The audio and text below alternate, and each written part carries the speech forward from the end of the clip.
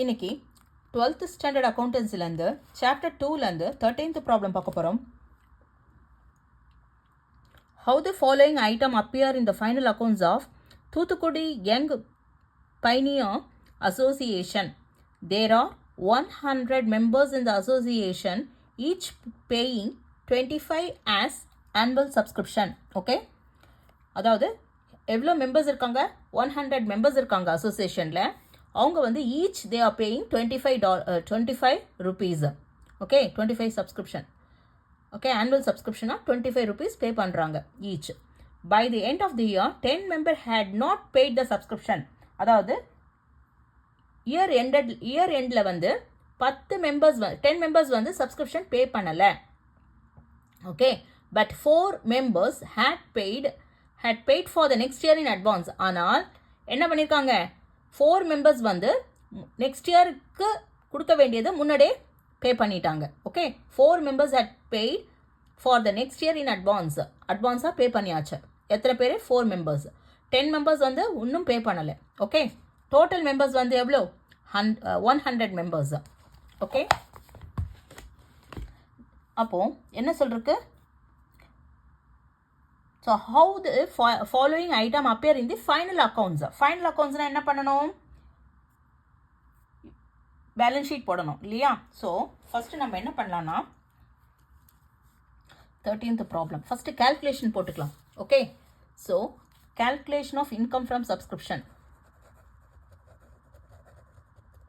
Calculation of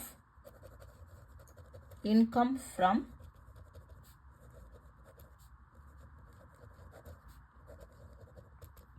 okay, so first வந்து எத்தனை members இருக்காங்க? டோட்டல் மெம்பர்ஸ், அதாவது டோட்டல் சப்ஸ்கிரிப்ஷன் எவ்வளோ ரிசீவ் பண்ணுவாங்க?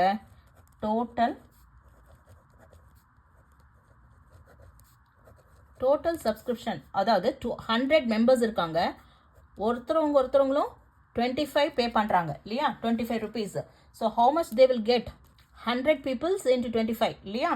ஸோ 2500 கலெக்ட் பண்ணுவாங்க. டோட்டல் சப்ஸ்கிரிப்ஷன் ரிசிட் வந்து 2500. டோட்டல் சப்ஸ்கிரிப்ஷன் அதாவது 100 members each paying ₹25.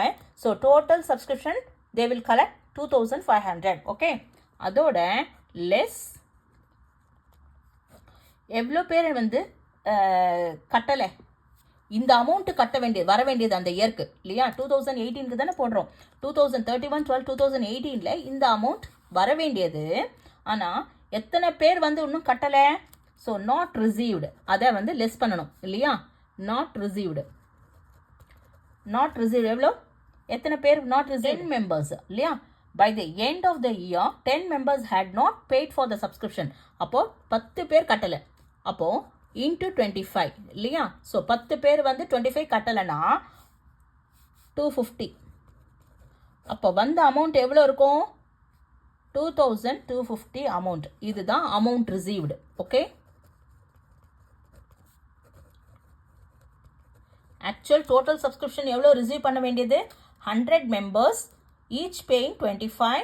So 100 into 25 2500.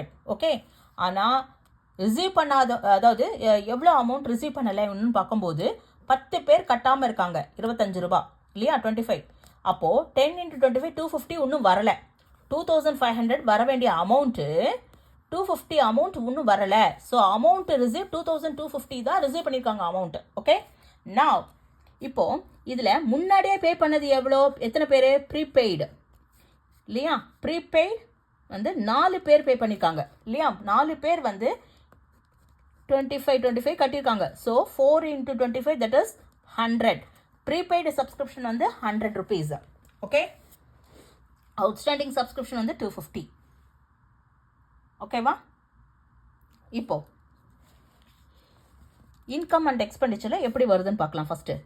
Okay, income and expenditure account for the year ended எப்போ? 31/12/2018. okay, so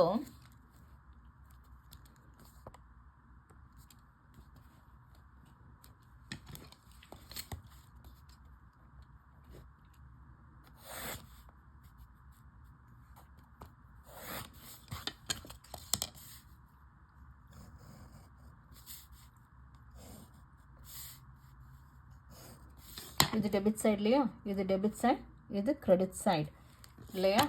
இப்போது எக்ஸ்பெண்டிச்சர்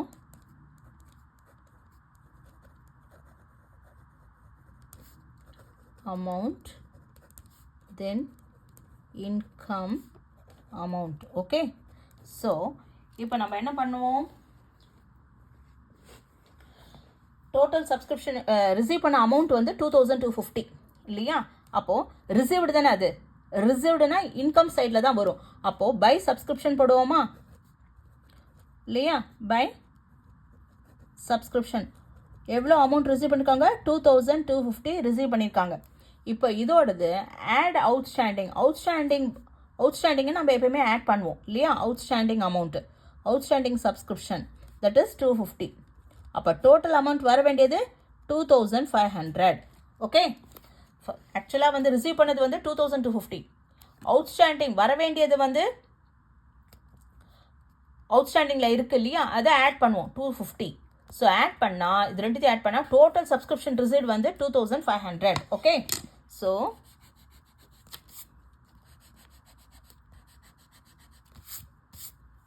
இவ்வளோ தான் இன்கம் அண்ட் எக்ஸ்பெண்டிச்சரில் இது வரும். ஓகே, இப்போ பேலன்ஸ் ஷீட் போடும்போது balance sheet as on 31/12/2018. Okay,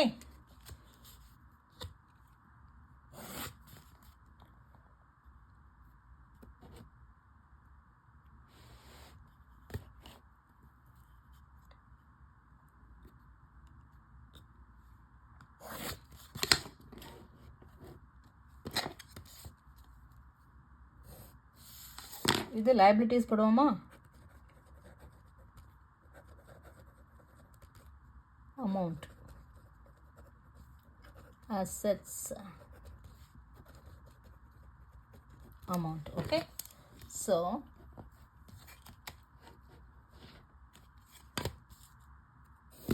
எப்பயுமே அசெட்டில் என்ன வரும், அவுட்ஸ்டாண்டிங் சப்ஸ்கிரிப்ஷன் போடுவோம். அசெட்டில் வந்து அவுட்ஸ்டாண்டிங் சப்ஸ்கிரிப்ஷனும் லைபிலிட்டிஸில் வந்து ப்ரீபெய்டு சப்ஸ்கிரிப்ஷனும் போடுவோம் இல்லையா. அப்போ அவுட்ஸ்டாண்டிங் சப்ஸ்கிரிப்ஷன் எவ்வளோ வரும்,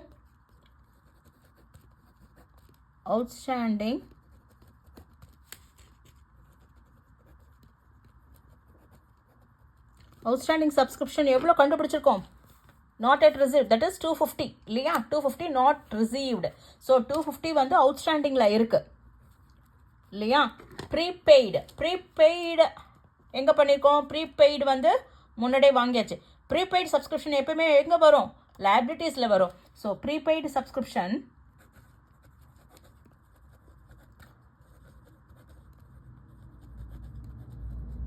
தட் இஸ் 100, இவ்வளோ தான் வரும். ஓகே, அவுட்ஸ்டாண்டிங் சப்ஸ்கிரிப்ஷன் அசெட்லையும் ப்ரீபெய்டு சப்ஸ்கிரிப்ஷன் வந்து லைபிலிட்டிஸ்லையும் காமிப்போம். ஓகே, ஃபஸ்ட்டு ஆக்சுவலாக வந்து டோட்டல் சப்ஸ்கிரிப்ஷன் வந்து 100 மெம்பர்ஸ் இருக்காங்க, 25 rupees பே பண்ணுறாங்க. ஸோ 100 × 25 தட் இஸ் 2500 வர வேண்டிய டோட்டல் சப்ஸ்கிரிப்ஷன் அந்த இயருக்கு.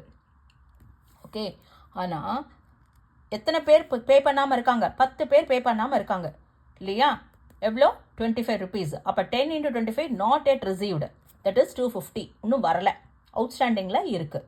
ஸோ 2500ல் 250 வந்து வராமல் இருக்குது, அவுட்ஸ்டாண்டிங்கில் இருக்குது. அப்போது எவ்வளோ அமௌண்ட் ரிசீவ் பண்ணியிருப்பாங்க, அப்போ லெஸ் பண்ணணும் இல்லையா. லெஸ் பண்ணால் அமௌண்ட் ரிசீவ் கிடைக்கும். இதில் நெக்ஸ்ட் இயருக்கு பே பண்ண வேண்டியது இந்த இயர்க்கே பே பண்ணியிருக்காங்க. எத்தனை பேர், 4 பேர். 4 × 25 100, அது ப்ரீபெய்டு இல்லையா. Income and expenditure account for the year end 2000, that is 31/12/2018க்கு வந்து இது சப்ஸ்கிரிப்ஷன் ரிசீவ்டுங்கிறதுனால இன்கம் சைடில் பை சப்ஸ்கிரிப்ஷன் எவ்வளோ அமௌண்ட் ரிசீவ் பண்ணது, 2250. அப்போது ஆட் அவுட்ஸ்டாண்டிங் சப்ஸ்கிரிப்ஷன் 250, இன்னும் வராது. கரண்ட் இயர் அவுட்ஸ்டாண்டிங்கை எப்பயுமே நம்ம என்ன பண்ணுவோம், ஆட் பண்ணுவோம். தட் இஸ் 2000 டோட்டல் சப்ஸ்கிரிப்ஷன் இதுதான். ஓகே, பேலன்ஸ் ஷீட்டுன்னு வரும்போது லைபிலிட்டிஸில் ப்ரீபெய்டு சப்ஸ்கிரிப்ஷன் 100ம் அசெட்டில் வந்து அவுட்ஸ்டாண்டிங் சப்ஸ்கிரிப்ஷன் 250யும் காமிப்போம். ஓகே, அவுட்ஸ்டாண்டிங் சப்ஸ்கிரிப்ஷன் எப்பயுமே அசெட்டில் வரும், ப்ரீபெய்டு சப்ஸ்கிரிப்ஷன் எப்பயுமே லைபிலிட்டிஸில் காமிக்கணும். Okay, that's it. ஓகேவா.